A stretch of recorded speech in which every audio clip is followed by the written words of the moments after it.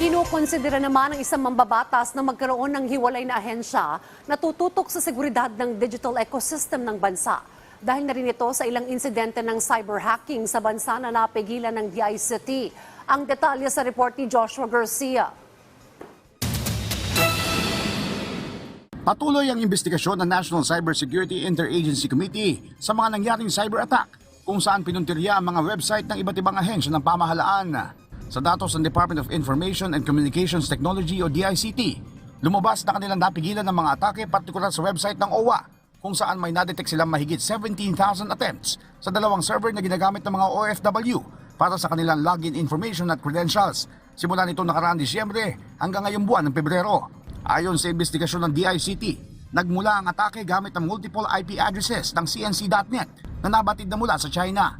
Napigilan din ng DICT katuwang ang Philippine National Computer Emergency Response Team o NCERT ang atake sa Google Workspace o ang cloud service provider ng pamahalaan kung saan tinarget ang mga email domains ng CABSEC, Philippine Coast Guard, DICT, DOJ, National Coast Watch System at iba pa gamit ang GhostRat na isang uri ng malware na napag-alaman na galing din umano sa China.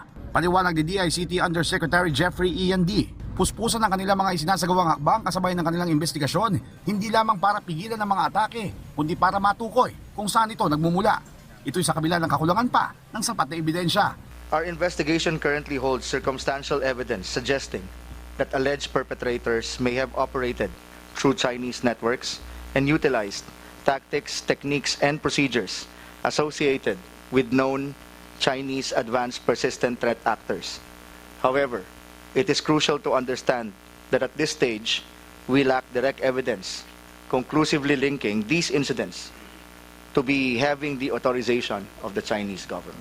Matatanda na kamakailan lamang ipinahayag ni House Speaker Martin Romualdez ang kanyang pagkabahada sa mga naganap na cyber attacks sa ilang government websites. Anya, isa itong issue ng national security at public interest. Kasalukuyan pinag-aandaan ng DICT kasama ang National Cybersecurity Interagency Committee na binubuo ng iba't ibang ahensya ng pamahalaan ang tinatawag nilang current emerging threats na nangyayari sa ibang bansa gaya sa Estados Unidos. Bungsod ng patuloy na paglago ng artificial intelligence o AI, gaya ng robocalls, cognitive warfare na nagpapakalat ng fake news na kalimitang makikita sa mga social media platforms. Samantala, sinabi ni Committee on ICT Chairman Representative Tobias Tiangco na maliban sa information dissemination hinggil sa panganib na kaakibat ng digitalisasyon, ikinukonsidera din nila ang paglalagay ng isang hiwalay na ahensya maliban sa DICT para tutukan ng seguridad ng digital ecosystem ng bansa. Importante yung education. So yun yung mga i-concentrate natin. Pag cyber attack, mahalaga na bawat user is may idea ka pag ina-attack na yung digital platform. Joshua Garcia para sa Pambansang TV sa Bagong Pilipinas.